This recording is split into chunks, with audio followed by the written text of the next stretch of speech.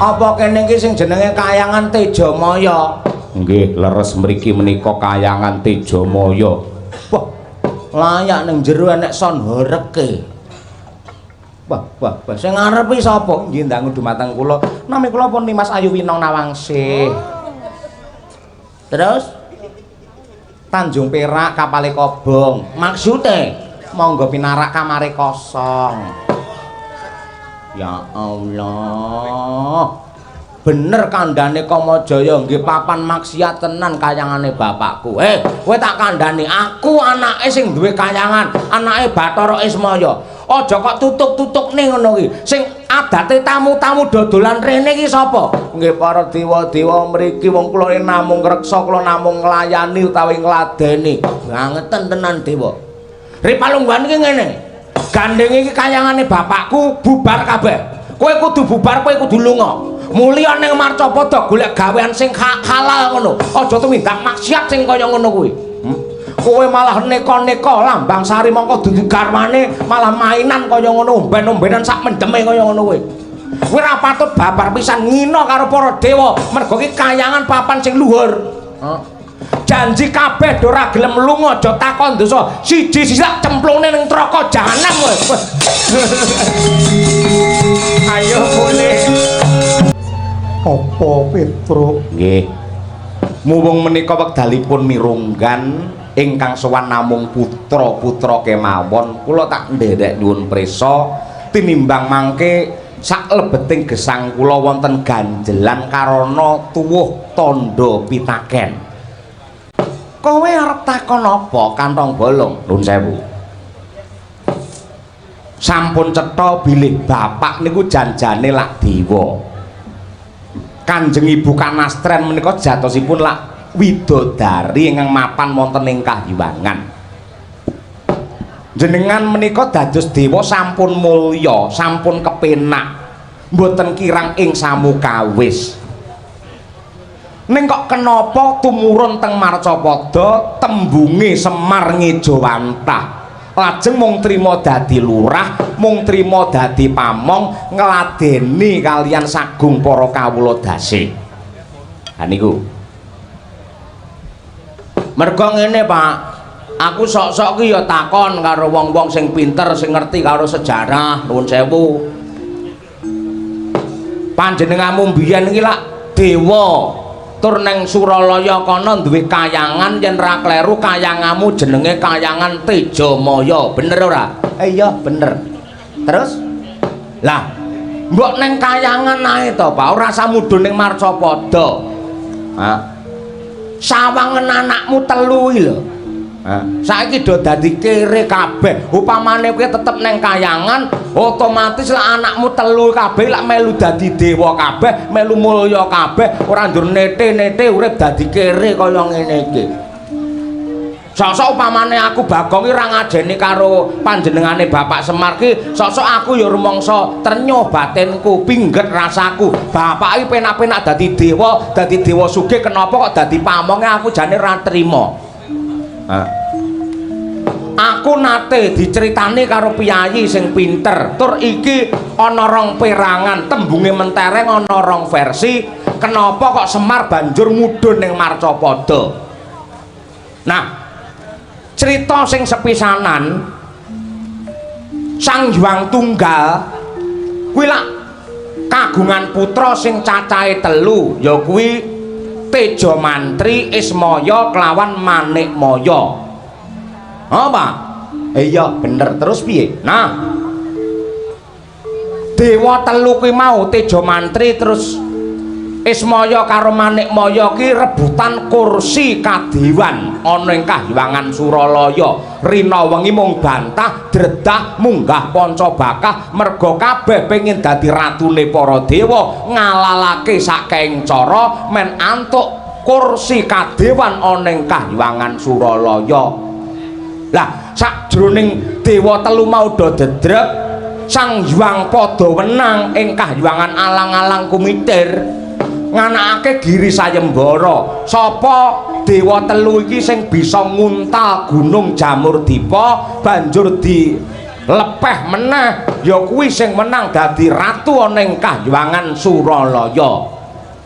Diwiwiti saka ya kuwi Bathara Teja Mantri diuntal gandeng ya Jamur Dipa gunung semana gedene karma pala kang nekani sakjroning Teja Mantri iki mangap tutuke saya amba akhire suwek nganti tekan kuping. Awake dadi ora mbejaji terus dihukum didunke ana ing Marcapada ing bumi sabrang dadi pamong pangiwa diwenehi tenger ya kuwi Wataga.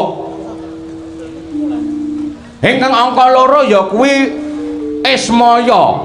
Bathara Ismaya arep nguntal gunung ngangge cara ngangge sanggit ngangge reka daya. Wujute gunung kuwi mau dipuluki sak puluk dipangan ora krasa banjur mandhek ana ing gulu kesereten mula akhire wetenge dadi mlembung gedhe banget terus mripate dadi rembes merga kuwi mau sing kesereten wujute gunung kuwi mau mripate dadi rembes dihukum didunke ning tanah Jawa dadi pamong panengen diwenehi tenger ya kuwi Semar Badranaya ya kowe kuwi. Lah sing angka 3 ya kuwi Manikmaya ngleboni sayembara gunakake ngelmu sihir gunung Jamur Dipa kuwi mau dipandeng ngangge mripat sing menteleng satemah gunung mau mung dadi sagegem diuntal bar kuwi dilepeh meneh sing tegese sing bisa mupu sayembara ora ana liya kejaba pukulun Manikmaya. Lah sakwise menang sakjroning sayembara Manikmaya ki sumbar iki lho wong ampuh tanganku iki sing digdaya sikilku iki sing sekti wong sak jagat bakal manut karo tanganku wong sak jagat bakal tak idek ngangge sikilku ya merga le sumbar le semungah sesongaran le sombong kaya ngono kuwi nampa karma akhire Manikmaya tangane dadi papat sikile dadi impur. Ning ya tetep dadi ratu ana Kahyangan Suralaya kanthi abebisik Sang Hyang Manikmaya ya Bathara Guru.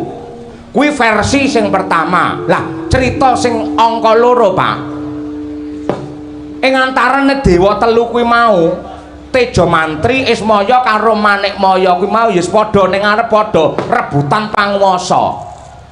Ning Manikmaya kuwi licik nyeraya karo Jemaya supaya nyolong wujute pusakane Sang Hyang Tunggal sing wujute cupu manik Astagina karo ron lata maosadi. Pusaka loro ki mau dicolong banjur didokok ana kajang sirahe Ismaya karo Teja Mantri. Lah sakwise digledah konangan tenan akhire si Teja Mantri karo Ismaya dibuang ning Marcapada dadi taga karo Semar mau. Aku arep takon janjane cerita loro kuwi sing bener sing endi kowe kandha Mas? Yen aku kok takoni cerita loro kuwi mau sing bener sing endi iki kok gunane apa? Lho, lek pancen ngono kuwi upamane cerita sing angka 2 Bathara Guru kuwi mitnah karo kowe Pak.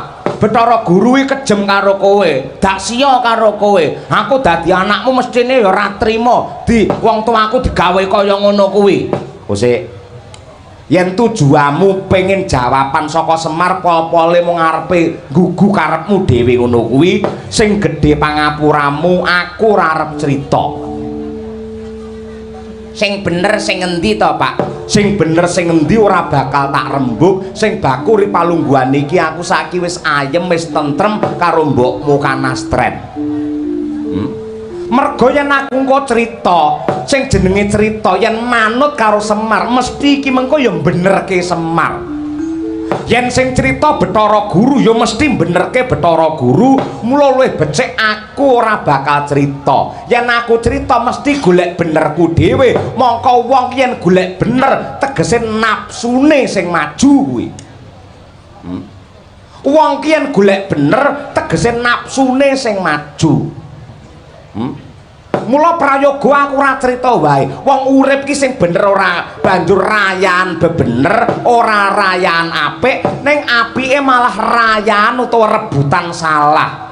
Yen mong golek bener, sing bener ki aku kowe iki klaru. genah iki wilayahku. Ora iso kuwi kleru. Aku yo nganggo tatanan aturan. Kuwi kleru. Angger wis saling menyalahkan ngono kuwi. Iki ku nganti kapan bae ora tentrem. Ning kosok baline yen wong ki rebutan salah. Iki kok ndang rampung perkarane. Kaya aku karo mbokmu ki lho. Aku njaluk ngapura karo mbokmu.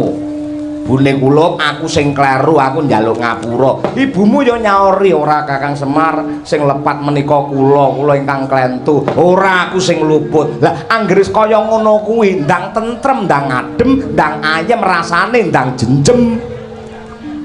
Ngono kuwi padha karo wong omah-omah sing tak critakake iki mau. Anggere wong omah-omah, wong bebrayan, wong bebojoan kok rebutan salah. Iki mengko dadine seleh, dadine salah, salah mau ambabar marang barokah. Ngono kuwi.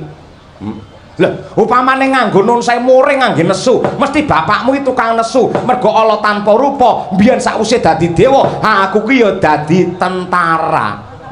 Nah, diantuk wis pensiun, sing jeneng tentara ning ndi lak mesti tegas. Ning aku ora nate tegas karo mbokmu, ora nate keras karo mbokmu. Kejaba lek pas wong loro tokne ya keras, yen ora keras mbokmu mesti nesu malah ngono kuwi.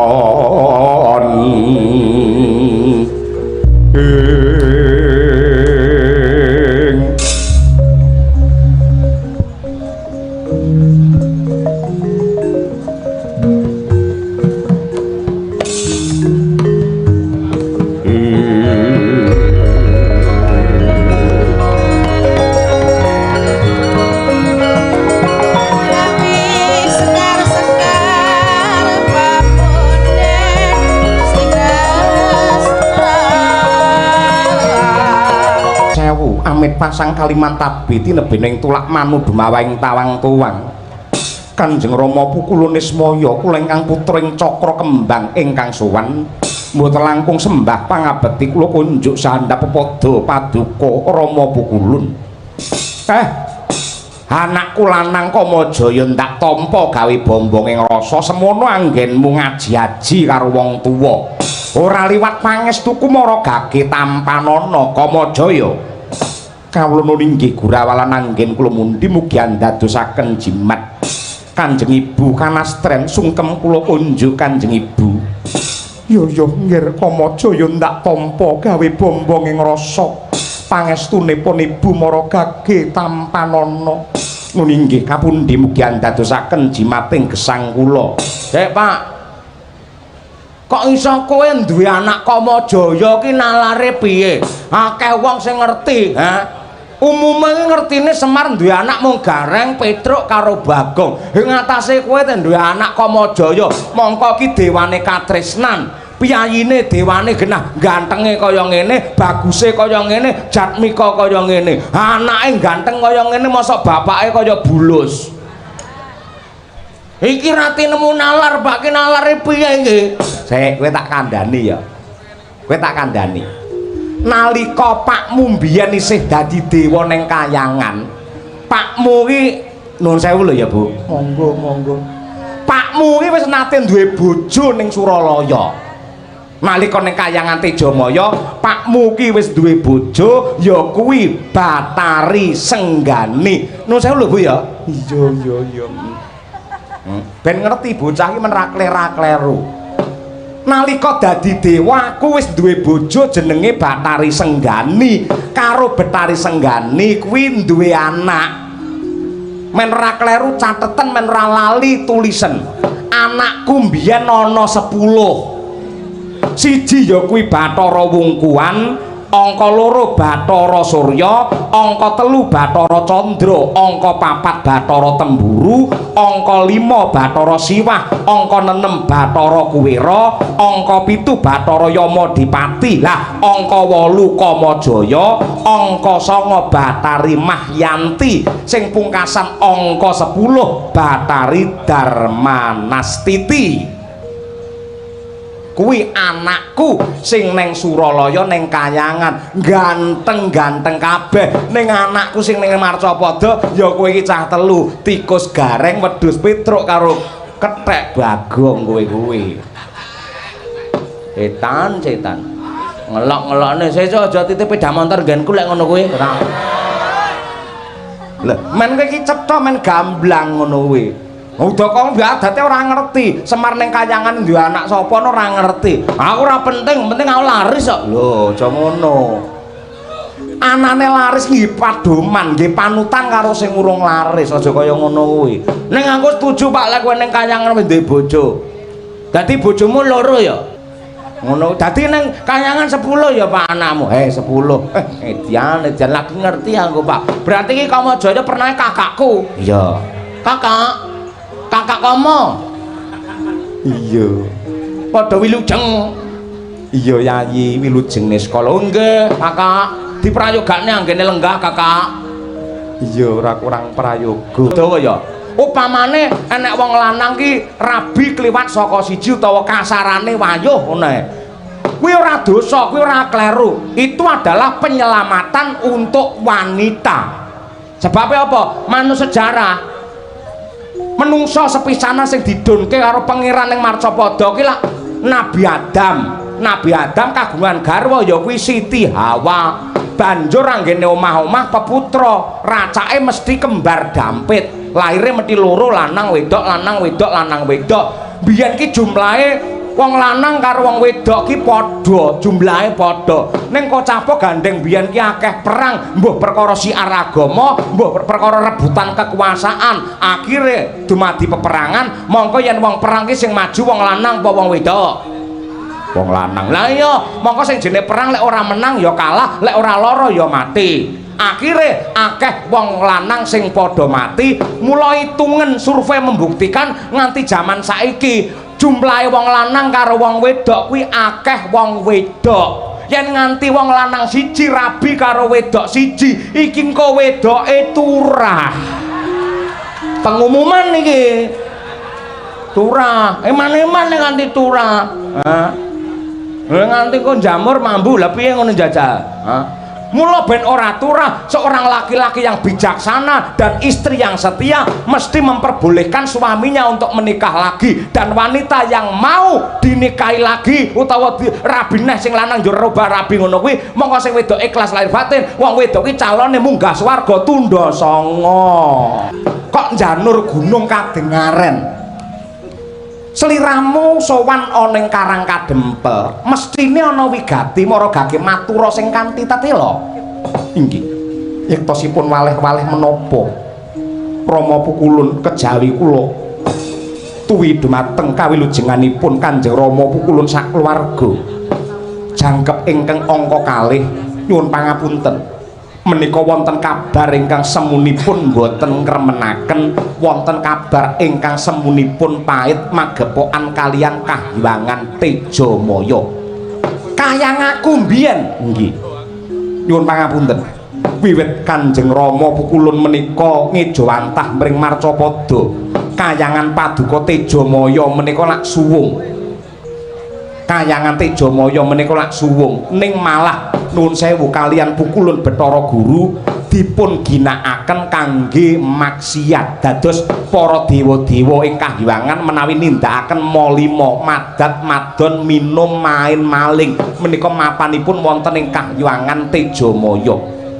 kula menika raos kula ngrantes, raos kula menika nggih semunipun trenyuh ing atase iki kayangan tinggalane wong tuaku parandene kok kanggo papan maksiat kados mekaten menika kados pundi. Bloko kemawon kula mboten lila, kula mboten lega menawi tilaranipun tiyang sepuh kula kangge papan ingkang murka kados mekaten. Kadyat risang kabirangu rinangkul kinempit-kempit dosa ngreknaning bawana nyosi tukang walang ati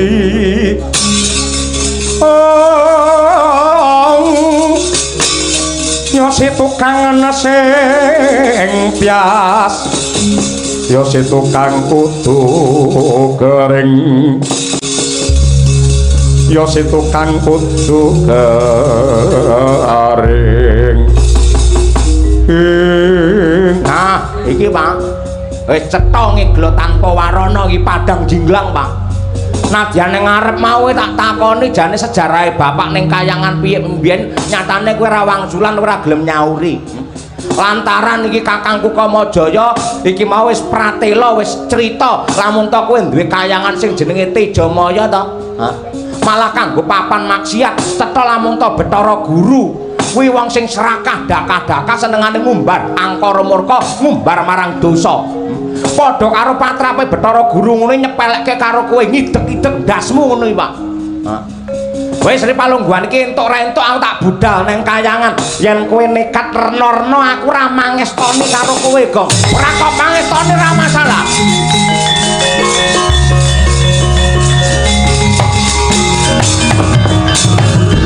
Sing baku dina iki aku budal, aku arep njaluk adil karo Bathara Guru. Aku arep demo ning kayangan. Perkara kowe ra mangestoni ra masalah. Wong nyatane wis saben-saben kowe mangestoni karo aku ya ra mandi no. Kelingan ora nalika arep mangkat ning Kalimantan biyen aku. Pak, kula badhe teng Kalimantan bates pedamelan. Kula nyuwun pangestu. Kowe muni piye? Ya Le, Gong, muga-muga kowe ning kono ra nek apa-apa. Lu tenan ning kono belas ra nek apa-apa yo ana. Mula ra kok pangestune ra apa-apa ning niatku ki njejekake adil lan bebener, sing jenenge rawe-rawe rantas malang-malang putung. Becik ketitik ala ketara, sapa sing bibiti ala kono wahyune bakal sirna. Bathara Guru ke lali karo sejarah, lali karo janjine, lali lamun tanggene dadi dewa ki makili suarane para kawula. Bathara Guru iso dadi ratu, lungguh kursi kadewan mergo nggunakake suarane rakyat. Yen ora dicoblos karo rakyat, guru ke ra iso dadi dewa, ngerti ora? Ning parandene saiki semekean ngendel-ngendelke kaya ngono kuwi tumindak sak geleme dhewe nyiksa karo wong cilik pajek diunggahke terus setan ora ngono kuwi ayo ora ngrasane karo wong cilik sing uripe rekoso wis wong cilik omahe ndelik lingguhe dingklik dimari ublik yen geger keculik dhisik digebuki nganti mendelik kuwi wong cilik ngerti ta ning muga-muga barokah kanggo Kyai Maja Delik lah kuwi ngono ora kok pangestune ra apa-apa ngamuk tak gulung nang kayangan aku Pak. Gong, le, Gong.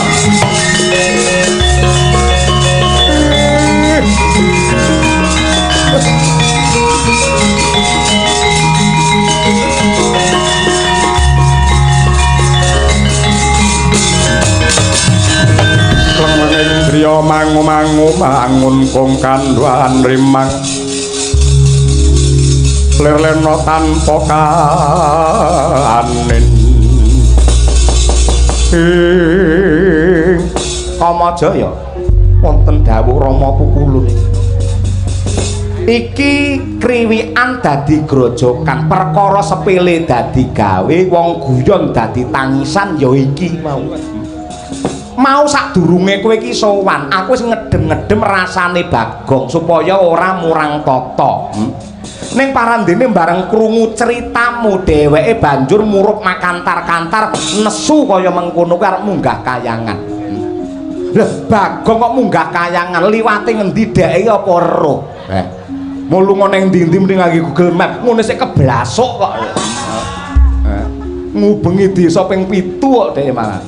Arep munggah kayangan apa kelakon ning inti sarine Bagong ngamuk ning Suralaya mergo krungu kang dadi ceritamu Kamajaya. Mula yen nganti ana apa-apane ana cilakane Bagong sing tanggung jawab dudu sapa-sapa ya kowe Kamajaya. Aduh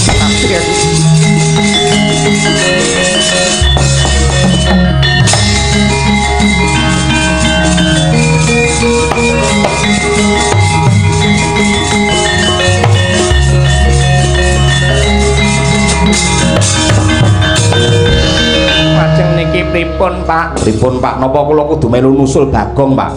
Wis ora sah. Sekarepen wis enek Kamajaya. Lah mangke lek ora wong telu ngoten mangke sing ngompani sinten Bagong mangke. Ora perlu umpan. Ben banyol dhewe. Ben stand up komedi dhek engko. Lah kula kadawan pripun wis yen menungso ki kepengkok lelakon sing abot ya to kahanan sing peteng prayoga diselehke rasane dipasrahke batine sumendhe marang purbane Hyang Agung ya sing percaya wae sedya sing hayu bakal mangke rahayu mula ayo kanastren lawan kowe Gareng lan Petruk manjing oneng sanggar panembah meminta marang nugrane Hyang Agung magita-gita muga-muga Bagong kae kalis saka Sambikala. Bagong apa? Sing sabar ya, Go. Lelakon kuwi adile mung disandang. Yen kowe banjur ampyak awur-awur kaya mengkono tegese ora percaya karo adiling kodrak saka pangeran. Mula sing sareh, sing semeleh, sing sabar. Sabar-sabar apa? Kan nuturi ana aku ta mesti. Wong lek kadung emosi nesu ngene dituturi iso kowe malah tak antemi dhewe Kamajaya. Hah? Ha, muni apa piye? Sabar. Tenang, sareh. Ngono ta kowe arepe? Hah? Mesti arepe dalil ta kowe? Innallaha ma'asabirin ngono ta kowe? Ngerti aku artine. Apa? Sekali merdeka tetep merdeka. Wong sabar kekasih pangeran. Lah ya ngono kuwi. Hah? Ngapa kowe? Ndak pundhut kanthi banget lereno. Aja nganti munggah kayangan. Iki mengko bakale malah cilaka. Sing kapitunan kuwi bakale Bagong pribadi mergo dewa ki ora kena kinaya ngapa. Ora bakal kowe menang karo para dewa. Sik, kowe nek muni ngono karepmu piye? Hah? Jare wong pinter kae kandha becik ketitik ala ketara. Sapa mbibitala ing kono wahyune bakal sirna. Sing bener bakal jejer, sing luput bakal mawut. Tembung kuwi sik kanggo apa ora? Yen aku tumindak kaya ngene jujur aku bener apa ora? Ya bener. Lah lek bener tegese bakal jejer. Aku becik apa ora? Ya becik. Lek becik lah bakal ketitik. Hah? Sing Allah bakal ketara. Sapa ta sing Allah? Ya para dewa-dewa kae. Nuwun sewu, klebu kowe lak dewa. Yen kowe aneh-aneh karo aku nuwun sewu, iso tak babati tenan. Ora ngerti. Iki preman mau aja delik. Ngerti ora kowe? Nantang apa piye karo aku? Hah? Rumangsamu. Nah, aku tetep munggah kayangan. Nanging nadyan kaya ngapa lan kepiye ngibarate sulung mlebu gending ngerti ta aku? Tan murunga padha karo ula marani gepuk ngerti ora? Utuk marani susu. Sunduk. Lah ya disunduk. Sing sareh sing sabar. Ora iso sareh sabar. Pinala 64 rinanti medhot rawe-rawe rantas malang-malang tetep munggah kayangan ngamuk.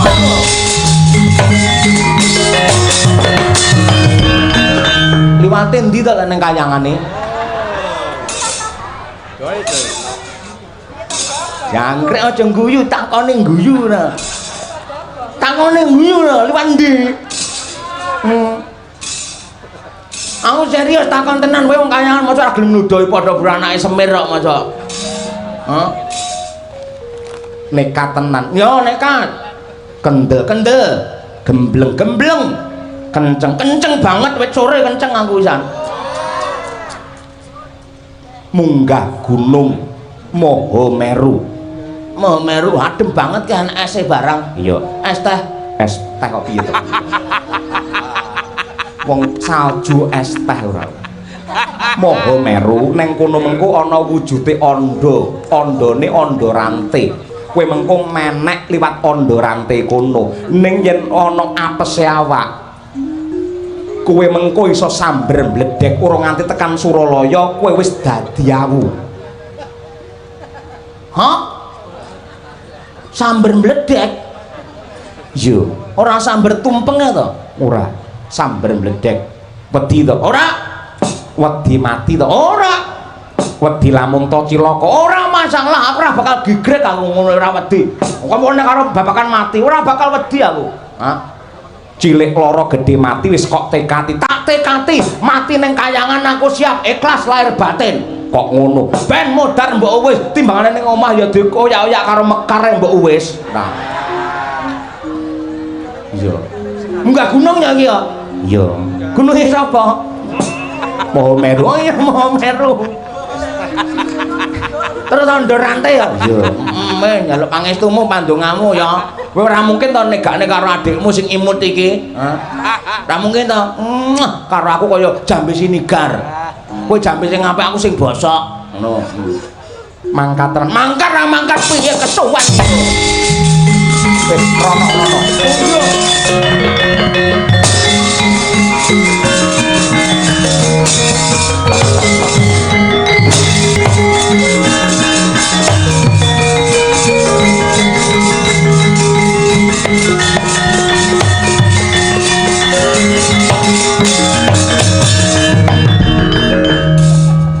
Kakak Kamajaya apa? Iki Gunung Mahameru. Iya. Wah, apik banget. Gununge loro ya. Ora kok loro iki lengkeh. Lengkehe ana loro. Ah iya, biasane lengkehe siji loro. Lah nang kene wis ademe kok gila-gila. Lah ya aja kok bacutne. Ah, bacut kowe ngendon-ngendoni karo aku senengamu. Ora ngono kuwi. Tetep mangkat aku. Iya semonggo yen pancen ngono. Adem banget iya enake ngerokok iki kowe nggo rokok ora kowe dewa ki ora ngerokok goblok lanang ora ngerokok wis ora gondrong ora kumisen apa iki rek ya ora nggawa ora ya munggah ademe ra umum ayo yang wani aja wedi-wedian wedi aja wani-wani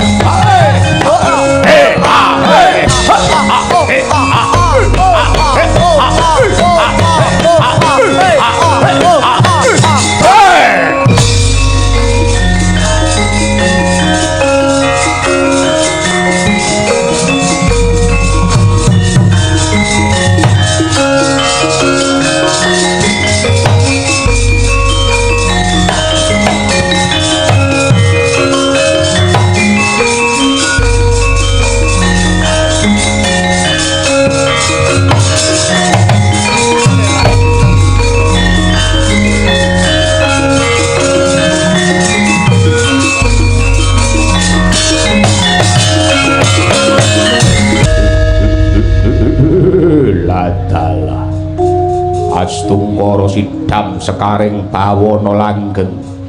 Oh ngilah ngawik namastu nama Sidam muga rahayu sagung tumuwuh.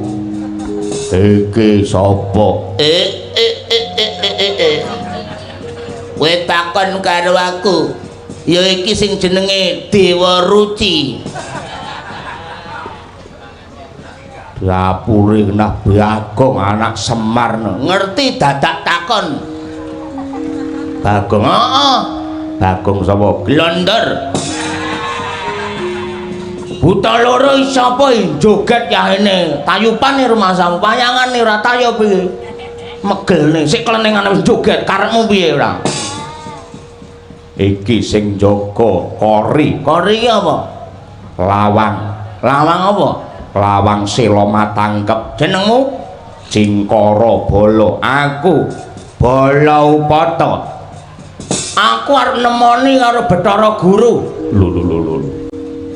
Ora kena kowe iki menungsa, kowe iki titah tur abadan wadak kaya ngono arep nemoni pukulun Bathara Guru ora bisa kudu bali.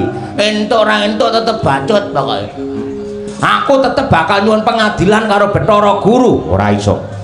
Yen nekat kowe bakale cilaka. Kowe ijen tanpa kanta, tanpa kanthi tan urunga bakal dadi ndok pengamun-amun.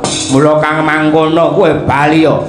Yen nganti wani karo Cingkara Bala Upata tak ngibaratake sulung mlebu geni, wedhus prucul ngadepi singa barong. Timun mungsuh duren. Timune kowe durene aku, timun kecebulan duren rasigar mrapat tak guroni bathangmu. Kowe tanding karo Bagong tak ngibaratake tomat mungsuh duren. Karepe piye? Lho, tomate kowe loro ya, durene aku. Tomat keceblokan duren ora sigar mrapat guroni bathangmu kowe. Iso ngalahke aku padha karo iso ngraji angin. Iso ngalahke aku padha karo iso ngalahke malaikat Jibril. Ayo. Mulih. Moh. Bali. Moh. Nek ora bali Ora bakal bali, lek rong tengah papat ora bali aku. Nadyan wis dilunasi karo Bu Lurah, tetep nekat nganti setengah papat aku. Ya aja dek apike kaya ngono lho. Wis dilunasi kek ndekenge. Sesuk mulai kari pringis. Mulih. Ora gelem mulih. Nadyan kaya ngono anak kepiye? Mati tak wujuti. Wah, gaglak limpamu. Ayo, maju.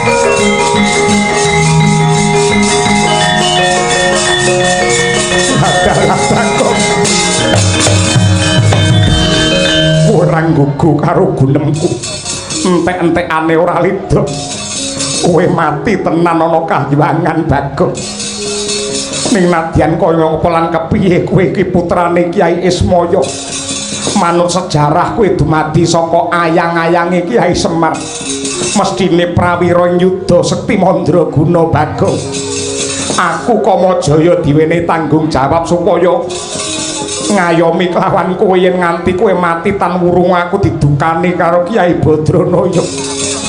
Bagong ayo tangi Bagong.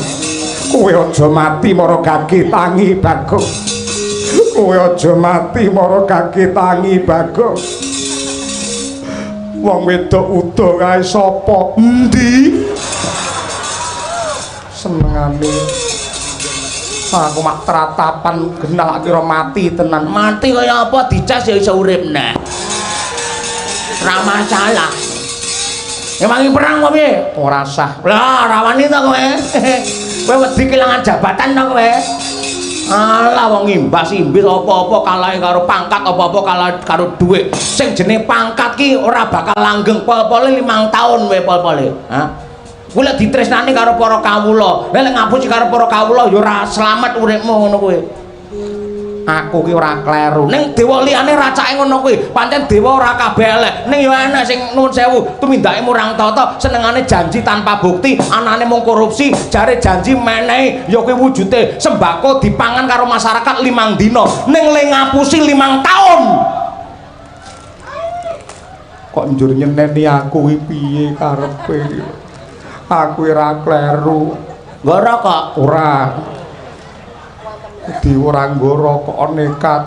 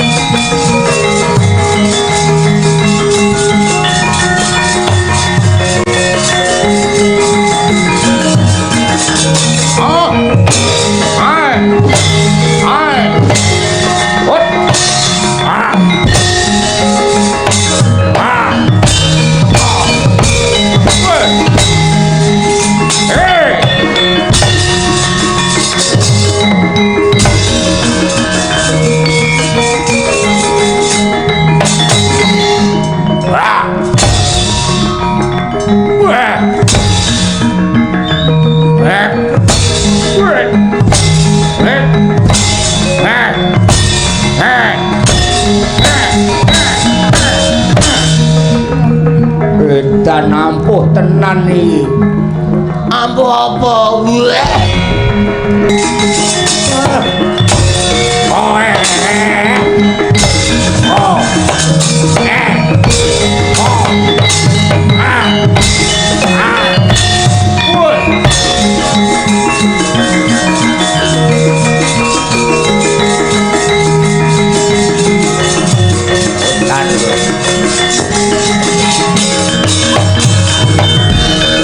Kang katrajang ing dahana wadya sangkep kaprabon prang kang abramarkata ayo sambato we Budya ngendel-ngendelke kowe Bagong Ramudar derajat apa jarak karo dewa mati tenan mudar tenan kowe. Lek arep mateni aku gage aku patenono ora masalah. Aku patenono ora masalah. Cingkara bala-bala upata. Ning aku ngerti karo sejarah. Aku ngerti karo sejarah kowe iki Cingkara bala-bala upata ki lak anake Prabu Pratanam Ratu saka Bahulagiri. Ngono. Anak Prabu Pratanam saka Bahulagiri, ya apa ora? Iya. Kowe mbiyen ki sejarah nyerang Kahyangan Suralaya arep ngrebut kursi Kadiwan Suralaya. Banjur kowe ditelukake karo para dewa, janjane karo Bathara Guru kowe iki arepe dihukum pati cemplungke ana madyaning kawah Candra Dimuka. Ning ana dewa sing wicaksana, dewa sing longgar penggalihe ya kuwi Ismaya utawa bapakku Semar Badranaya. Kowe iso urip merga diayomi karo Semar. Kowe iso urip merga diayomi karo bapakku Semar, satemah timbangane kowe nganggur diwene gawean tunggu regol nang kene. Ning kowe ra eling karo sejarah, lali karo sejarah kowe senengamu. Lah aku arep pateni marang gage patenono. Nek lek bapakku nesu, aja takon dosa, dadi emput kowe. Oh, lah.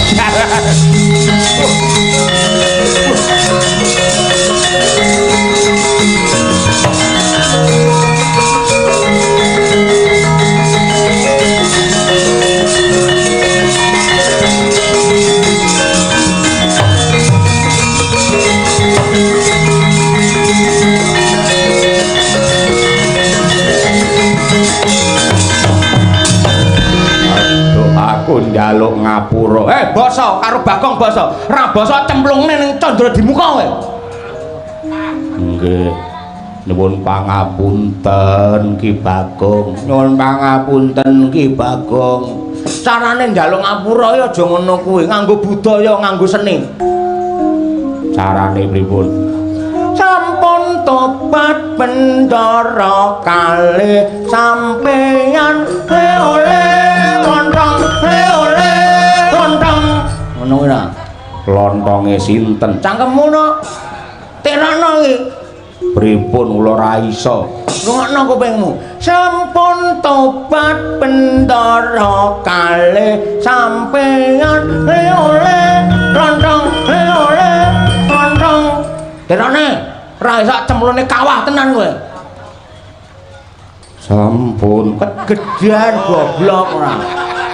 Pak gedane kok komteh to mendhi ben gedhe ora mboten swara. Lah ya kegedean ora.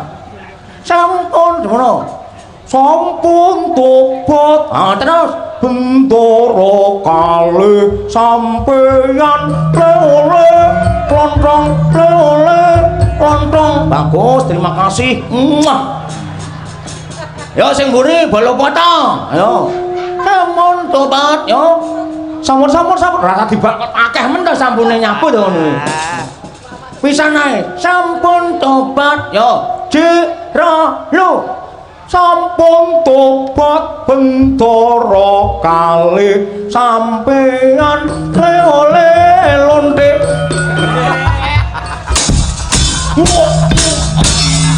Lontong blok goblok. Mangsane lho. Padha lontonge mbayar 100 lho ngono. Nyuwun pangapunten tak ngono. Aku entuk ora munggah kayangan anake Semar. Aku iki tegese Semar iki lak kakange Bathara Guru. Aku iki nek nang ngene Bathara Guru iki Om Pak Lek. Entuk ora? Monggo kemawon. Lah rak ngono. Mergo tekadku ki suci, niatku ki apik supaya antuk pengasihe saka Hyang Agung ngono kuwi. Mula kudune dewa kaya kuwi ndukung karo aku. Men dewa ki kelakuane apik, kelakuane becik bisa dadi kaca brenggala kabeh para kawula sak donya. Paham? Nika kula tingali dampyak para dewa-dewa semene ajeng mejahi kula. Nadyan kaya ngapa lan kepiye aku wis diparingi tanggung jawab kelawan Kanjeng Rama Badranaya Bagong. Kowe tetep dadi kadangku, kowe tetep dadi dulurku.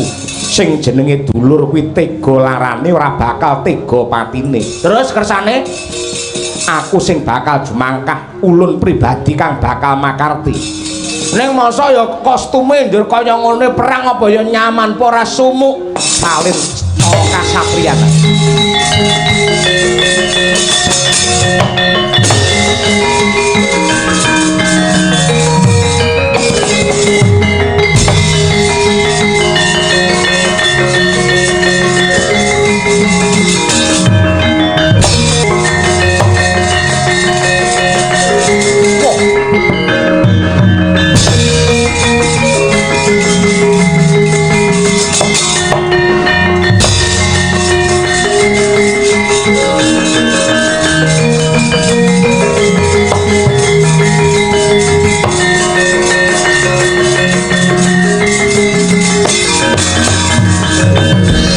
Mangkahang grus-grus sumbar Lindo katara bumi kunjing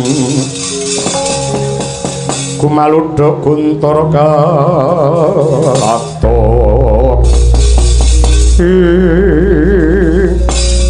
Gong ilah ing awik namastu namasidang tak waspadake iki Kakang Kamajaya kowe sumingkira Kakang panjenenganmu ndak aturi nyingkrih sawetara dagelan elek sing jenenge Bagong gawe wenar gawe gendra gawe geger ning repat kepanasan Suralaya nadyan kaya ngapa lan kepiye Yayi Bathara Indra lamun to jeneng sira gelem glijah kanthi nalar sing genep Bagong kayektine gegayuwane luhur lan becik sing kudune para Jawata ki ngayomi merga Bagong kae bakal nuntut adil lan uga mbesmi marang angkara murka ing mapan ana Kahyangan Tejamaya. Mula Ripalungguhan iki padha-padha putrane Bathara Ismaya mesti wae Kamajaya mbebantu. Yen ngono Ripalungguhan iki nadyanta padha-padha dewa ora bakal rukun, tegese bakale pecah. Merga paugerane beda yen aku jiwaku suci ning kowe semune dikemuli karo angkara murka. Wah, njaluk radawa umurmu.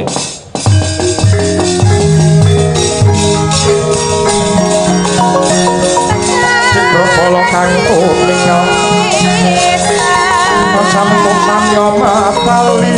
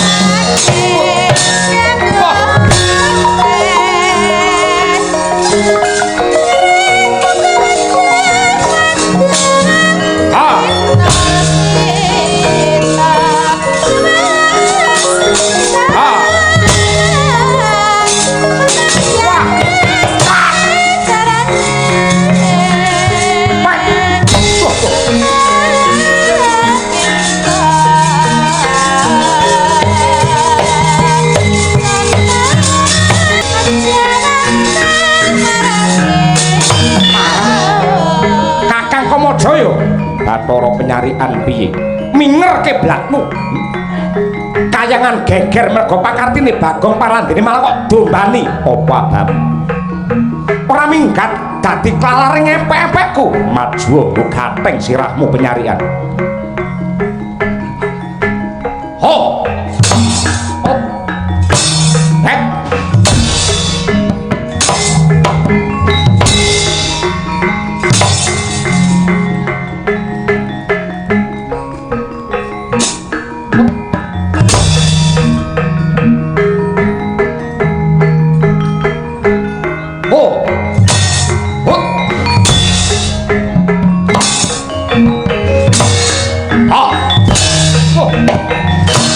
Ha!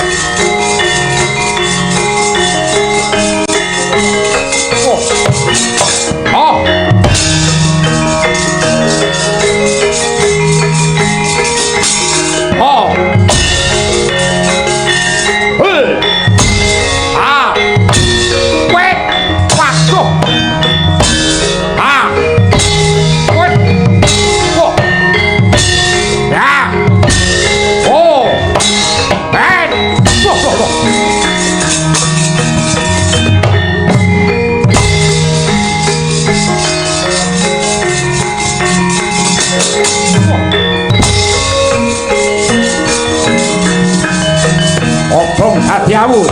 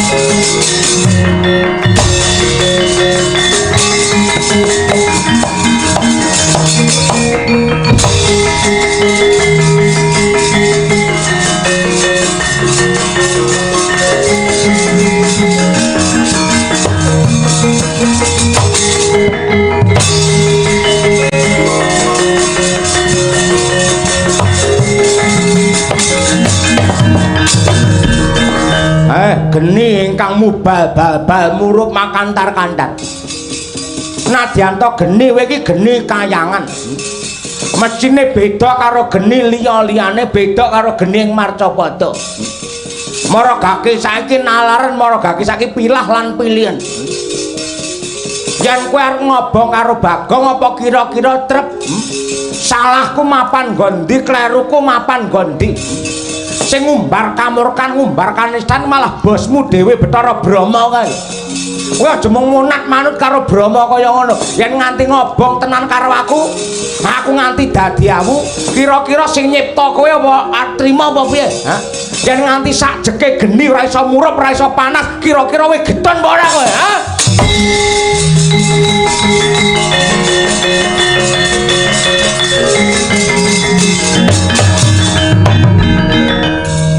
Ndok kapake Bagong. Geni no? Iya, tak jak jagongan. Ambak geni lak geni kayangan lak beda karo Marcapada. Tur dhek karo aku wis hope kok. Ada Bagong, ada geni. Kok iso? Heeh, mergo aku lak ngrokok. Cangkemku karo geni menyatu menjadi satu ngono. Sampeyan iki tak domo-domo jagak-jagake roh geni Bathara Brama mundur ngono. Ya pancen gegilani lan gegirisi. Alah apa? Mang percaya wae tindak hayu bakal rahayu, aja wedi karo sapa-sapa.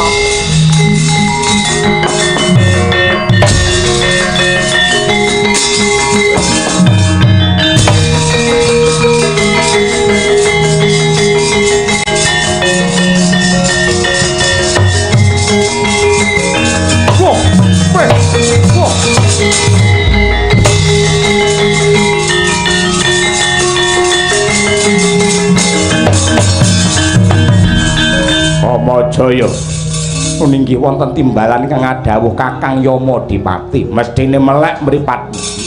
Aku ki kadangmu tuwa parandene ora ngerti karo tata krama sing jenenge dewa kudune nentremke kahyangan ora kok banjur gawe unar kaya ngono. Nyuwun pangapunten kula mbelani Bagong. Bagong apa?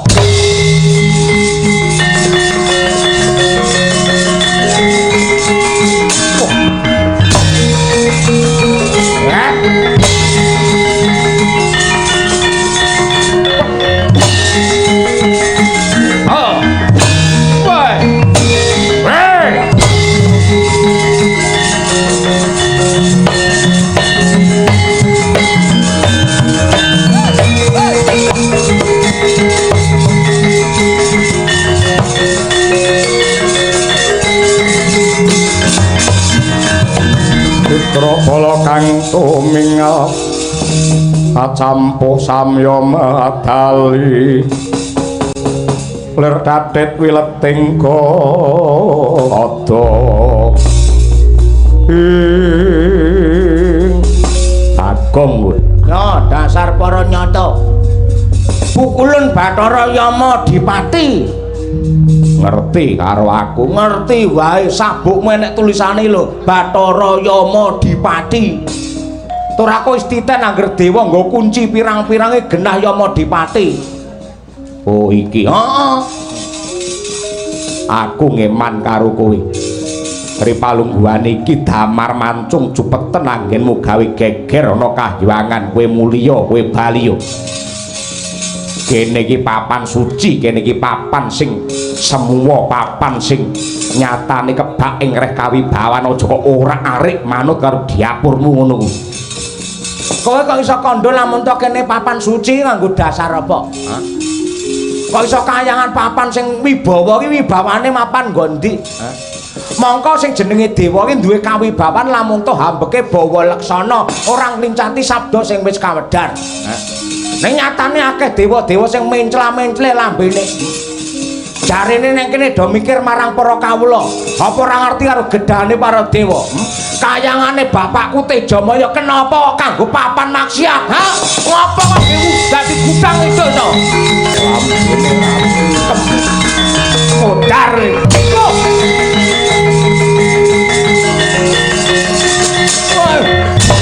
Hey.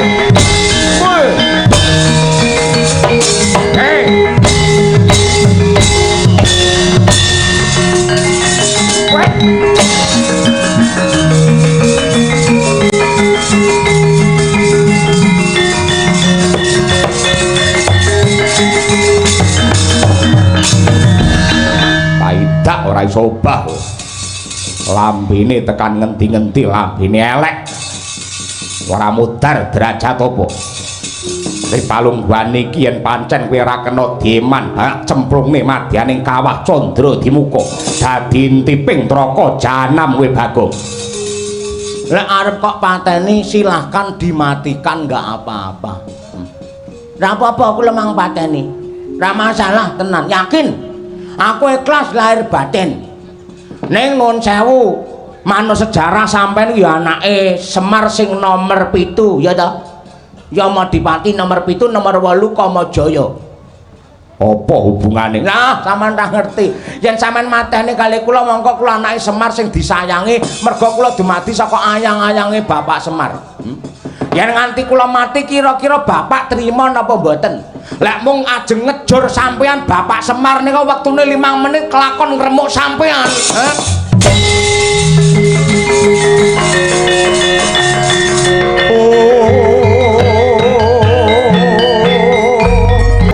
Aku rumangsa gumun setahun jembleng serendeng ngerti kelawan tekad lan niatmu sing gembleng. Kok iso? Nyatane kowe ngatasi mung sak dagelan parandene duwe tekad sing luhur kaya mengkono, ora wedi mati temenanan. Aku mbiyen karo bapake nate dituturi, wong iki ning donya yektine kabeh bakal mati. Nah, ewadene mati lak dipirang dadi 3. Siji ya kuwi mati nista, angka 2 mati madya, angka 3 mati utama. Mati nista ki apa? Mati merga kanthi cara suduk sarira lampus diri, kendhat tali murda, bunuh diri ngono kuwi. Ngrampungi perkara nganggo carane dhewe merga ora kuat apa kang dadi cobane Gusti akhire banjur bunuh diri kuwi pati nista bakal sasar susur sing dadi sukmane. Yen pati madya kuwi mati merga pancen wis sepuh lara utawa kepiye wae lelakone ning perkara swarga utawa neraka gumantung biyen nalika urip itu mindake piye. Yen becik ya ning swarga, yen elek ya ning neraka. Kuwi rumus kaya ngono kuwi. Lah yen pati utama, ha? Yen pati utama bojone Blurah ngono. Pati utama. Oh, pati utama lho. Ya.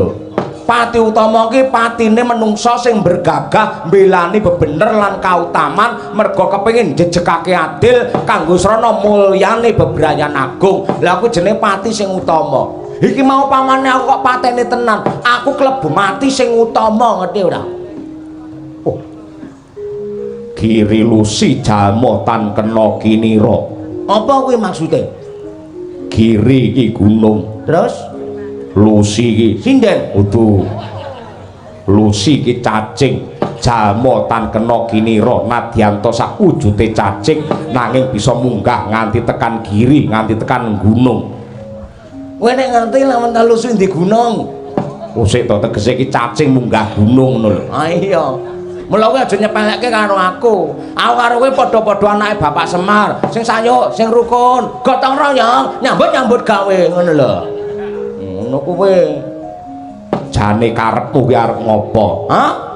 Karepmu kuwi arep ngopo? Aku ora trima, lara atiku. Bapak Semar nalika urip ning kayangan biyen dadi dewa, abebisik Sang Hyang Ismaya lak duwe kayangan sing jenenge Tejamaya. Ya apa ora? Kowe tek Ngerti wae sing ngomongi Kamajaya. Lah saiki bareng ditinggal karo Bapak Semar sing jenenge kayangan Tejamaya iki malah nggih jak-jakan nggih ngumbar maksiat karo para dewa dipandhegani karo Bathara Guru. Ya apa ora? Aja kok tutup-tutupi. Yen iya ya iya, yen ora ya ora. mangancur laku ning angin gugur agraning harga kura kurnita reh kakiri-kiri horat bumi prakempita padula mangamba-amba udan treswar lan lesus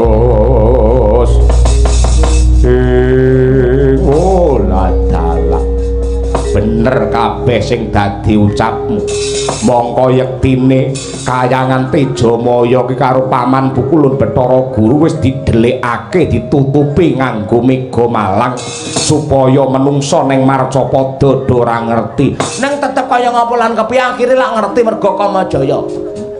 Lah karepmu aku bakal neng Tejamaya yen pancen kowe ngaku anake Bapak Semar kudune mbantu karo aku. Yen wis ning kayangan Tejamaya njejekne adil lan bebener. Anane Molima madan-madan minum main maling kudu diberantas diilangi saka Tejamaya. Kayangane nggih suci parandene malah nggih maksiat. Terno aku ning Tejamaya. Aku gelem ngeterke kowe ning kayangan Tejamaya ning iki mengko gegirisi. Gegirisi ngopo? Yen bakal ning Tejamaya kudu ngliwati neraka jahanam. Apa kowe mentala mulat wujude sukma sing delak-delak disiksa mapan ana ing kawah Candra Dimuka. Ora masalah ngerti sukma disiksa, uripku ning donya iki wis lahir wis kesiksa.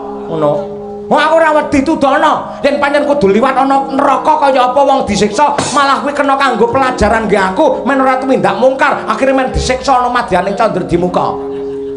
Ten ora apa-apa liwat kono. Ora wedi tenan ora. Ora semaput ora.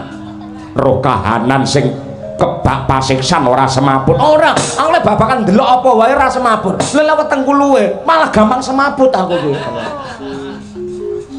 Yo, yen pancen tatak tetek rasamu tak liwatke neraka. Oke.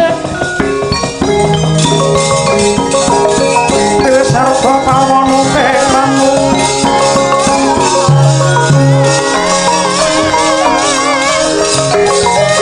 Sing karsaning kondene.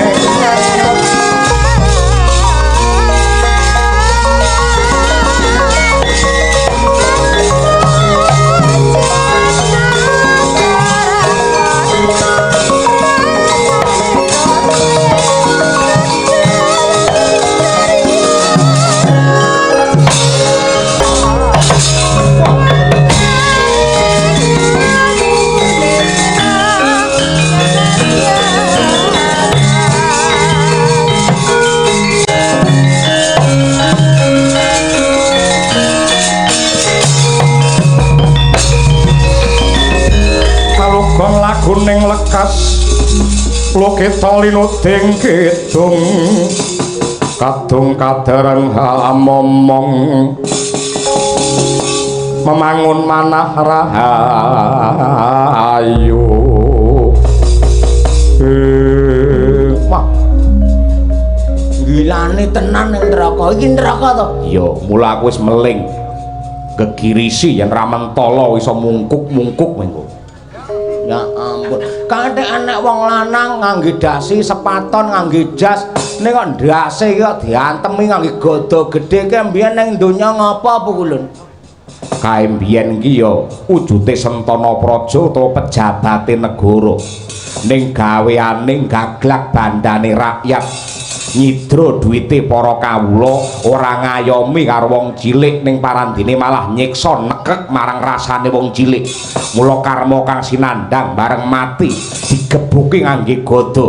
Saben-saben sirahe pecah utuh meneh gebuk meneh pecah utuh meneh. Ngono kuwi sak banjure canane.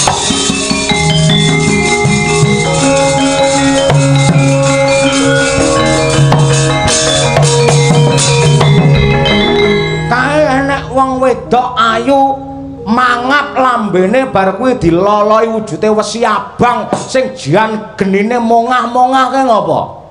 Kae wong wedok nalika ning donya senengane ngrasani karo tanggane.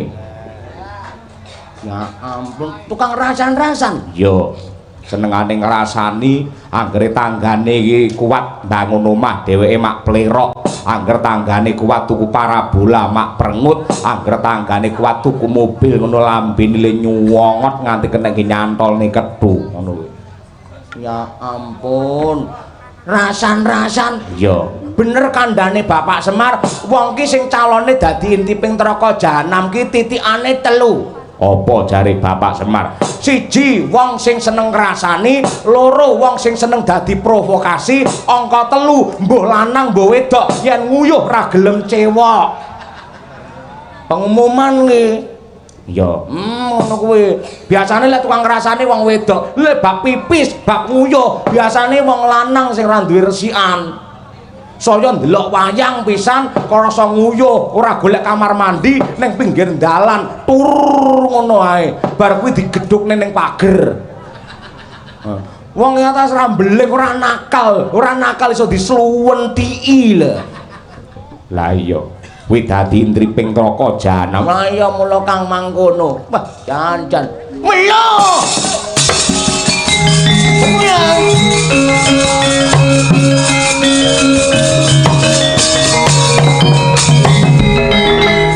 Nek wong wedok ayu rupane ketok le Jatmika ketok le wibawa ketok lamun to piyayine iki jan ayu lahir batine ora disiksa ning parandene kok malah para widodari do nyedak kabeh do ngladeni kabeh do melayani karo piyayi putri diparingi susu diparingi daharan maneka warna mulya wibawa ning kene kae sukma piye kae mbiyen ning donya iki dadi lurah medok lurah ning gandeng bandane sak perangan gedhe disisihke kanggo mbangun papan panembah lan pangibadah kanggo mbangun ya kuwi kanggo srana wewangunan kebutuhane wong akeh utawa kanggo bale desa entek-entekane bareng mati dhewe munggah swarga anane mulya wibawa kaya ngono kuwi.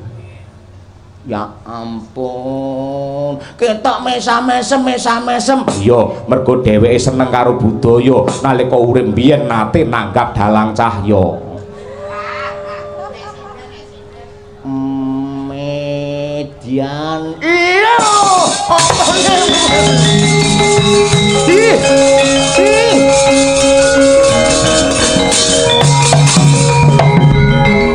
Nek wong wedok ngangge gelungan, nganggo sayak, nganggo jarik, mangap-mangap lambene dikepruki ngangge godo gedhe tuwas kono ambyar sirahe. Lah bar kuwi terus utuh nek ambyar meneh, utuh ambyar meneh. Kuwi sapa? Kuwi sinden.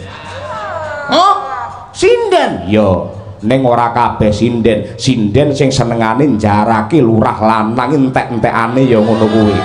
Mongko sing ditembangke sinden kanggo wangsalane piwulang ning parandene iso ngandani ning ra iso nglakoni entek-entekane kaya ngono. Kapok kowe. Rasakno iku kepruki karo malaikat bangka kowe. Elane joget. Joget ora eneng. Dian. Welo, pukulon.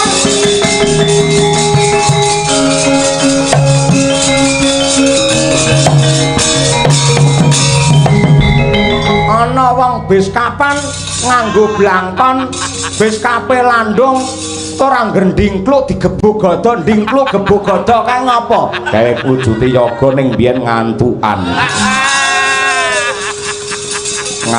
akhirnya digebuki kaya ngono kae waduh mesake banget ha iya wah mongko brewoke kae ha iya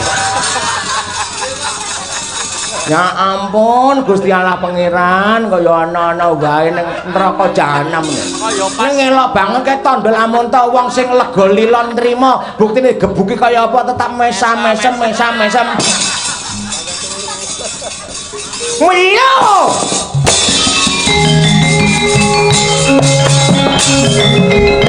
kae ana wong lanang ganteng kliwat ukur sumunar mawa teja dikroyok widodari sing cacahe 10 tur ayu kabeh kae sapa kae dalang kae ha dalang sapa yen jenenge ora ngerti ning waton dalang kuwi setya karo budayane setya karo agamane tur setya karo bojone nadyan to akeh-akeh dalangi bojone 2 3 4 ning dalang kae bojone ya mung 1 mula entuk kasuwargan dirubung widodari 10 diantenan sik kae ya ampun kae tek ana wong masalah lambene diguntingi terus kae ngopo kae wong lanang tek lambene diguntingi dhewe mbiyen dagelan mbiyen senengane mbiyen njaluki dhuwit ning panitia nyegati karo lurah mula entek-entekane diguntingi dhewe kae ilate ati entek kaya ngono kae jan ing atase ning neraka kaya sing ngangge klambi lurik nggumun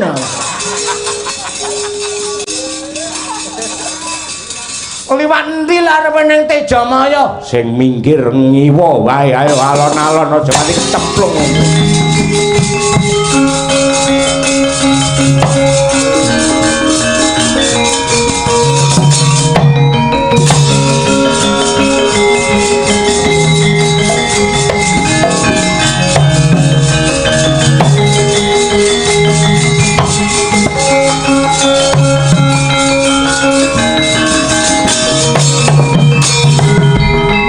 sik pukulon sik mandeg sik tak sawang neng neraka neng Candra Dimuka ngisor kae ana sing sumunar mawa cahya aku ora pangkling aku tau momong nalika panjenengane sik sugeng sapa sik aku tak medhun dhisik panas kanggone aku waton radosa nyemplung neraka ora panas tak nyemplung dhisik Eta tenan Bagong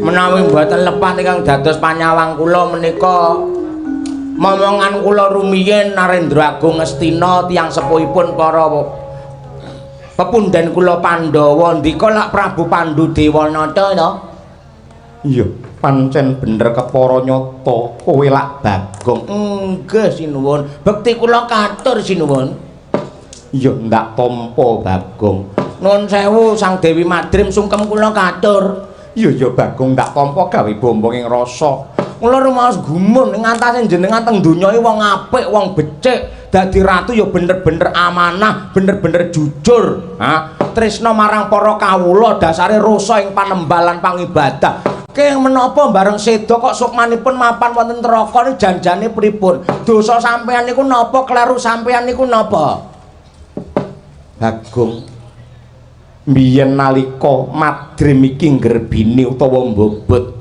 dheweke ngidam kepingin nitih Lembu Andini titiane Pukulun Bathara Guru terus gandeng pimujudake panyuwune garwa yang lagi mbobot mesti wae ndak wujuti banjur aku suwanana ngarsane Pukulun Bathara Guru ngampil Lembu Andini dening Pukulun Bathara Guru ya diampilake ning ana syarate besok lamun ta wis mati sukmane Pandu kelawan Madrim kudu dadi intiping neraka jahanam kuwi dosaku kuwi luputku natlangening kalanggiwan aglara panda moncar dina nularaga konang surem sorote tanpa adang. Kalian akhirnya jenengan kalian kan garwa nggih nitih Lembu Andini titiane Bathara Guru. Iya, ngangklang jagat ngubengi bawana nitih Andini. Nah, sakjroning Lembu Andini lanang apa wedok to? putri. Nah, sakjroning jenengan nitih Lembu Andini niku kira-kira Lembu Andini merasa tersakiti napa mboten? Ya ora, anane mung marem ikhlas lahir batin. Lah, iki sing radel nang kene. Ing antarane sing numpaki karo sing ditumpaki padha-padha senenge tek iso nyemplung neraka niku pripun to? Niku radel ngono. Lah pancen sing numpaki lila sing ditumpaki ya lega. Ngono ora nyemplung neraka. Nyatane Lembu Andini jare mesam-mesem guyang-guyu. Mendesah mboten? Ya ora to. Ah, ngono kuwi. Niku tegese wah akeh banget yen ngono yen digagas dewa ngene ora adil. Kula menika munggah wonten kayangane memperjuangkan bab keadilan menika. Ning nuwun sewu kula mboten saged mbelani kalian jenengan. Ning kula percaya putra-putra jenengan para Pandhawa, Ndara Puntadewa, Werkudara, Janaka, kembar Nakula Sedewa nika tiyang sae. Mesti mangke mbuh kapan wancine, kapan wektune, muga-muga anakmu bisa dadi anak sing birul waliden, bocah sing pinter mbagusi karo wong tuwa, sing pinter margake marang wong tuwa.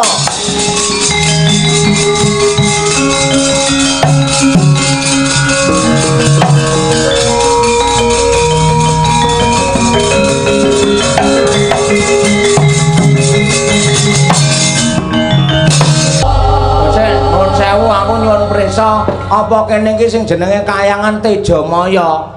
Nggih, leres mriki menika Kayangan Tejamaya. Wah, layak ning jero enek son horeke. Wah, sing ngarepi sapa? Nggih ndangu dumateng kula. Nami kula pun Nimas Ayu Winong Nawangsih. Terus Tanjung Perak kapale kobong. Maksude monggo pinarak kamare kosong. Ya Allah, bener kandhane Kamajaya nggih papan maksiat tenan kayangane bapakku. Kowe tak kandhani aku anake sing duwe kayangan, anake Bathara Ismaya. Aja kok tutuk-tutukne ngono ki. Sing adate tamu-tamu dodolan rene iki sapa? Nggih para dewa-dewa mriki wong kula namung ngreksa, kula namung nglayani utawi ngladeni. Bangeten tenan dewa. Ripalungguhan iki ngene. Gandeng iki kayangane bapakku bubar kabeh. Kowe kudu bubar, kowe kudu lunga. Mulya ning Marcapada golek gawean sing halal ngono. Aja tumindak maksiat sing kaya ngono kuwi. Kowe malah neka-neka Lambang Sari mongko dudu garwane, malah mainan kaya ngono, omben-ombenan sak mendeme kaya ngono kuwi. Kowe ora patut babar pisan ngina karo para dewa, mergo iki kayangan papan sing luhur. Janji kabeh ora gelem lunga aja takon dosa siji sisak cemplungne ning neraka jahanam kowe. Ayo boleh. Ayo Kang. Ayo.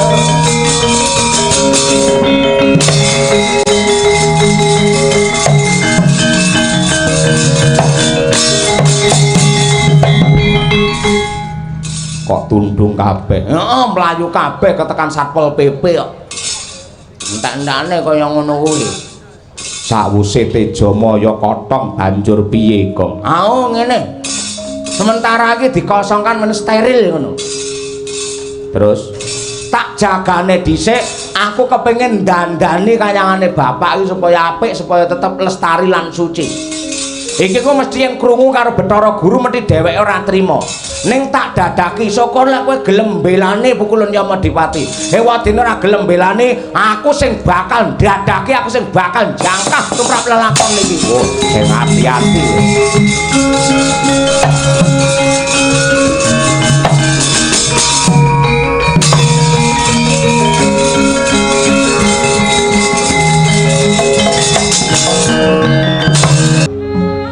Kanastren ndak sawang katon peteng guayamu mendelong kang dadi rasamu sing ingkang ngridu marang batinmu ki apa Kanastren? Kakang Badranaya Senadyan Bagong menika mboten kula ingkang ngandhut sarta nglairaken nanging nyektosipun ing batos sampun kula rengkuh kadhi anak kula pribadi. Wiwit Bagong bidhal minggah wonten ing kahyangan raos sing manah kula namung melang-melang kadhi ninggal bayi pinggiring balumbang menawi ngantos wonten menapanipun tumrap kawilujenganipun Bagong tartamtu kula ing badhe getun keduwung Kakang Badranaya. Ya nadyan kaya ngapa lan kepiye rasamu ki ra geseh lawan Semar, batinmu ora beda kelawan Nayantaka. Aku kelawan kowe iki mung titahing Gusti. Pangeran ingkang gawe garis kodrat, aku kelawan kowe bisane mung donga karo budidaya, muga-muga Bagong kalih saka sambekala.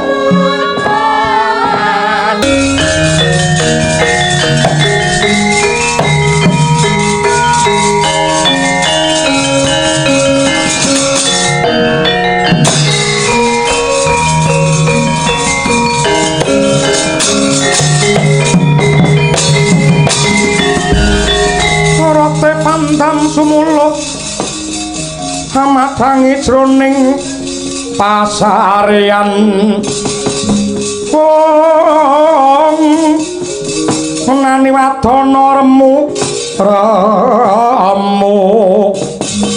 kalingan ngangkrangan sang dyah manah engkung sumungkem guling ndak waspadake ndak sawang iki anakku cokor kembang sing bali mrene meneh mongko nalika semana sak budale Bagong kowe ndak perintah supaya ngawat-ngawati ana apa Kamajaya? Aduh Kanjeng Rama ngaturaken kedrawasan nadyan tawawit saking pangestu paduka Bagong sampun kelampahan nguasani dumateng kahyangan Tejamaya ning sasat kadhi ancik-ancik wonten pucuking gegaman ingkang sisip sembiripun luput katurangganipun badhe mbrabat dumateng Bagong pribadi karana anggenipun Bagong makarti kados mekaten tartamtu mangke andadosaken mungkaring driya nenggih ratuning Suralaya Sang Hyang Girinata. Kula was lan kuwatir dumateng kawontenanipun Bagong. Nyuwun pangapunten kanthi sanget kula pasrah bongkokan menawi paduka mboten jumangkah minggah kahyangan mangke Bagong mesti badhe blai. Lah dalah.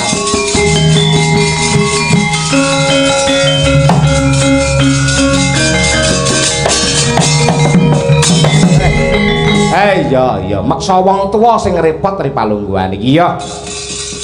Ning ana tetembungan anak polah bapa kepradah. Sak galak-galaking Sardula, sak galak-galake macan ora ana sing kalu gaglak karo gogore dhewe. Kanastren wonten dawuh, aja keri ing gawe. Ayo bareng sak laku ngegono munggah kahyangan. Yen nganti guru neka-neka tak babatane pisan ripalungguhan iki.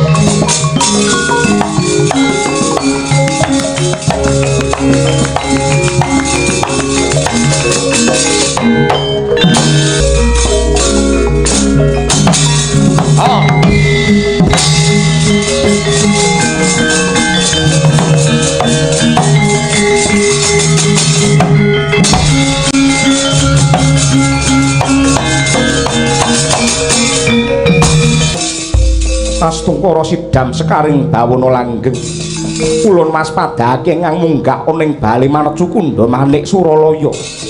Widodari panggoda pangrencana Batari Durga.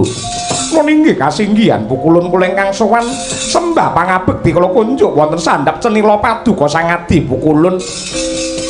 Yo permuni ndak tampa. Semengko pengawak Bajra Sigra kang mawa gita semuning Gembol wigati ana parigawe apa Durga. Ngaturaken kedrawasan ngaturaken ketiwasan pukulun. Sono panglipur ingkang mapan wonten ing Tejamaya sakmenika walik grembyang. Sedaya para-para ingkang leladi mapan wonten ing mriku sami kesah mboten kantenan wonten pundi purakipun karena dipun amuk dipun ora-arik kalian anak Semar yang naminipun Bagong. Malah samangke Bagong menika ingkang nguwasani dhumateng Tejamaya menika kados pundi pukulun.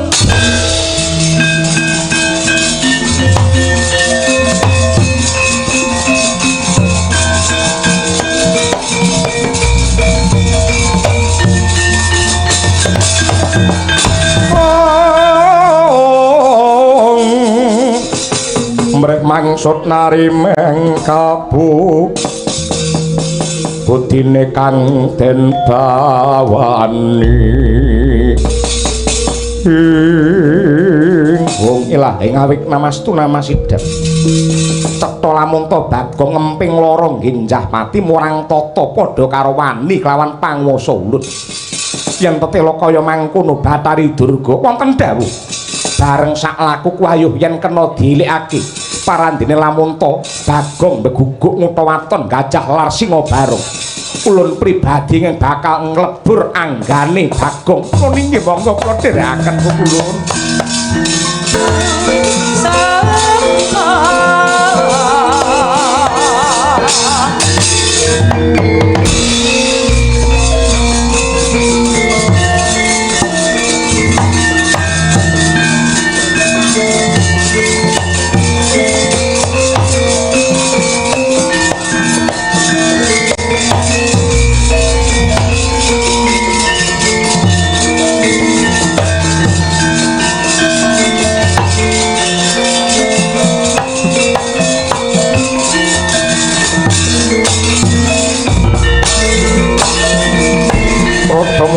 Lerke netap Tukayayah sinipi jojo Bang mawingo wingo wangis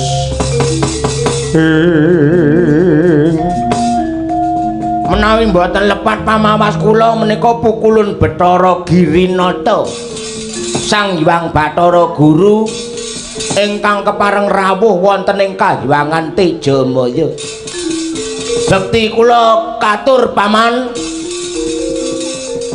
Bagong dalem apa sing ndok ndel-ndelake kula mboten duwe piandel napa-napa kula bekti kalih jenengan lak om kula sampean adike bapak ing atase ponakane ngaturke pangabekti ora ditampani karepe pripun iya ndak tampa tanganku loro kok loro wong kono tangane papat nek loro iki piye to oh iya tak tampa tanganku papat lah rak ngono sing mburi elah nek begenggek Durga padha becik ketitik ala ketara kowe iki mesti wis gendon rukon karo iki gedhek antuk pidak jempel iki nglapuri ning iki terus nesu ya gara-gara iki ya ora nyangkut-nyangkut karo karmu pialah kaya ora apal watakmu kowe saben jedul saben ketok mesti nggoro-godo marang tumindak sing becik lan utama ya apa ora usik ripalungguhan iki karo ulun mbayang kene rembugan sampean nglindungi Durga no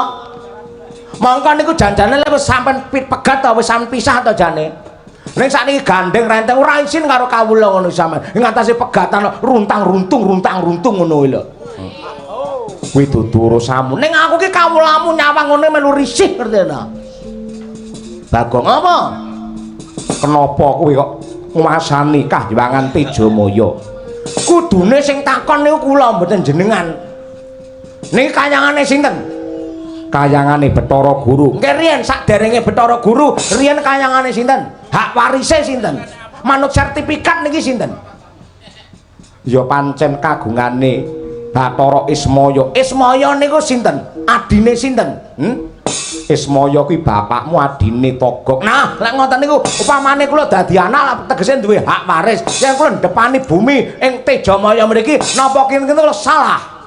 Hah? Napa kula kleru? Napa kula salah? Ngene salah, ngono salah. Rewel. Ora. Tobat. Omong idone raimu Bola bali mesti anggere anak iki marai ora tentrem men ora. Nadyan kaya ngapa lan kepiye? Pripalungguhan iki kowe bali mring Marcapada. Nek bali-bali karep jenengan niku pripun? Napa manganggep kula ora ngerti karo sejarah? Sampeyan iso lungguh dampar wonten ing Kahyangan Suralaya nggunakake bab sing ora halal sampeyan. Hah? Sampeyan golek kamulyan ya kena, golek sugih ya kena, golek wibawa ya kena, golek kondang ya kena, ning aja ngidek-idek karo dulure. Aja ngidek-idek dulure sampeyan.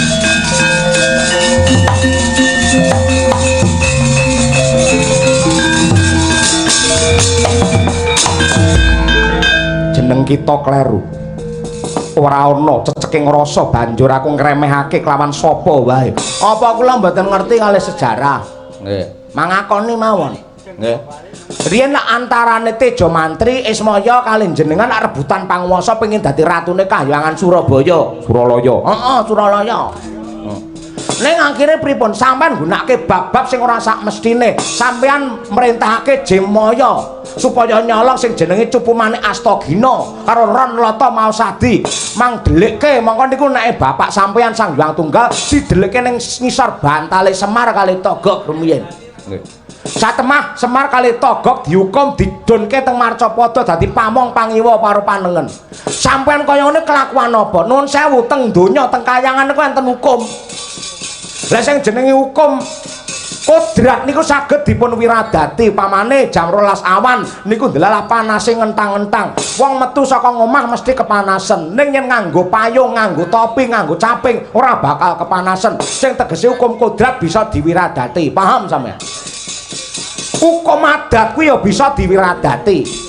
Upamane ana desa sing anakake syukuran desa kudu mujuti sesaji sing kang awujud ingkung kebo.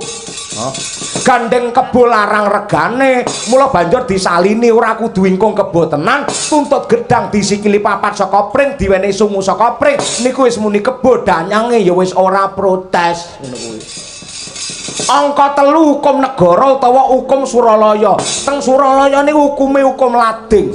Lading niku yen munggah ketul yen mudhun niku landhep. Sing nang dhuwur nadyan duwe dosa, duwe kleru, ora bakal kejama hukum mergo lading yen munggah niku ketul. Ning sing nang ngisor hukum lading-lading niku mudhun landhep, tegese menggembleh karo para kawula sampeyan kabeh. Ning sing pungkasan hukum karma utawi hukum dharma. Sampeyan ra iso endo saka iki mergo sapa sing nandur bakal ngunduh, utang bakal nyaur, sing dandake bakal ngenggo. Sampeyan bakal ngunduh saka tanduran sampeyan sing murtad kaya mengkono. Lambemu mingkem ora.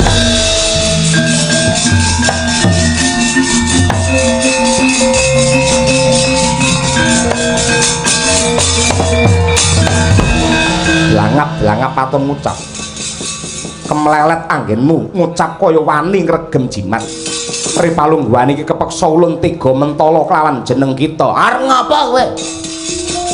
Tibani Cestri Sulamurti ora mbiar dadi lebu tak guroni batang mang tibake kula tamani dodori.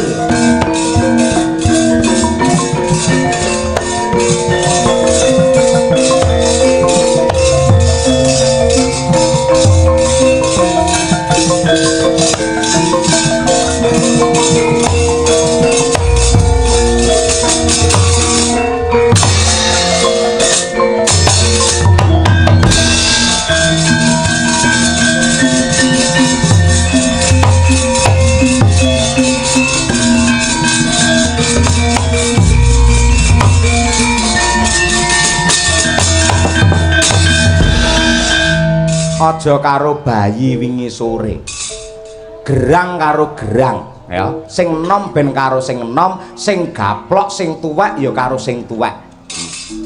Apa yen kowe wis ngetokke sing jenenge Cestri Sulamurti ngene banjur kowe iki wis peng-pengan tenan apa piye? Kok tungke ning ngarepmu apa aku gumun karo wujude kaya ngene iki apa piye? Hah? Aja Bagong tak tampanane dadaku. Ayo, kira-kira iki mengko sing lebur dadi lebu Bathara Guru apa Semare? Tibake tenan tibakno.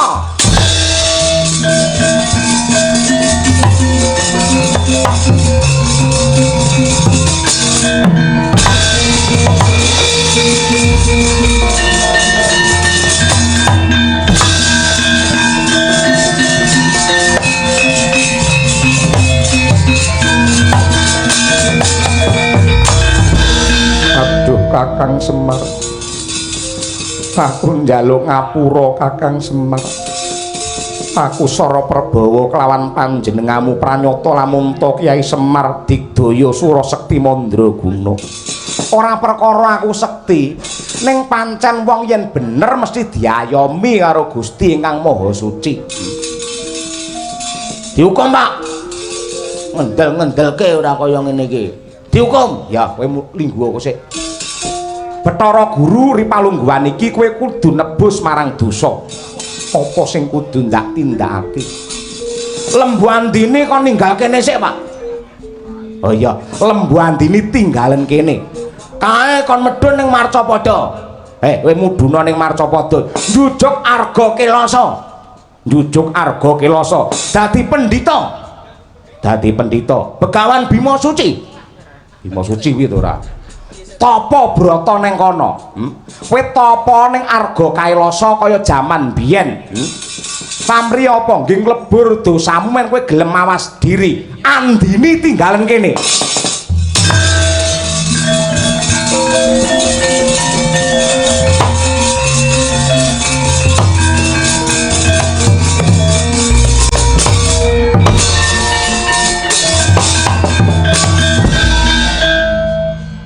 Assalamualaikum. Waalaikumsalam. Andin, apa kabarmu Andin? Nggih pangestunipun sae. Lanang wong wedok suaramu cilik ngono. Oh, bake women. Putri to inggih. Kok iso kowe dadi titiane Bathara Guru iki mbiyen sejanahe piye? Nggih nyuwun pangapunten mbok menawi Kyai Semar nggih sampun pirsa. Kula rumiyin menika lak mapan wonten ing Gunung Tengguru. Lah iler kula menika anggadhahi daya kekiyatan tiang-tiang ingkang sakit menapa kemawon menawi dipun raupi mawi iler kula menika mesti waluya jati temah mulya.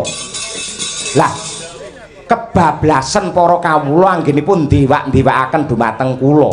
Mboten ngajeni kalian Bathara Guru, mboten ngurmati kalian Bathara Guru, ning malah kepara nyembah dumateng Andini. Lah, mila saking menika bab menika ngandadosaken Sang Hyang Girinata runtik ing penggalih lajeng ambethot ingkang dados ilat kula satemah kula dipun dadosaken titianipun. Tegese pemaksaan kuwi ngono kuwi mbiyen. Ngono nggih pancen kados mekaten.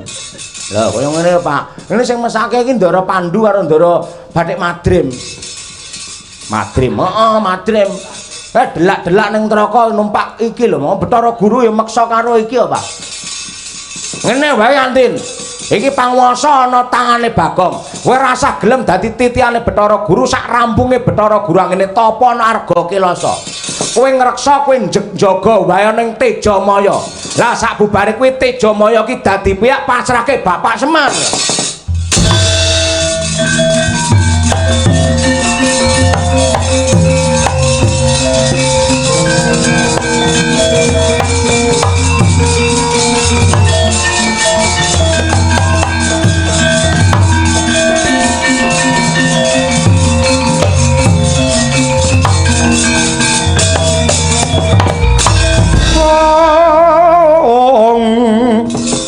Panodyaya Tama ngambar aruming kusuma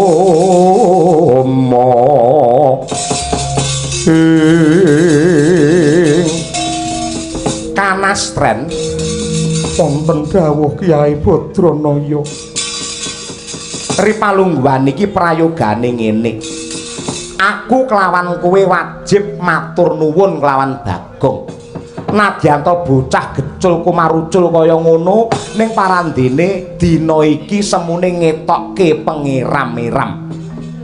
Buktine apa? Dheweke bisa ngrebut wujute kayangan Tejamaya iki sing biyen kanggo srana papan maksiat dening Bathara Guru lan dewa liya-liyane.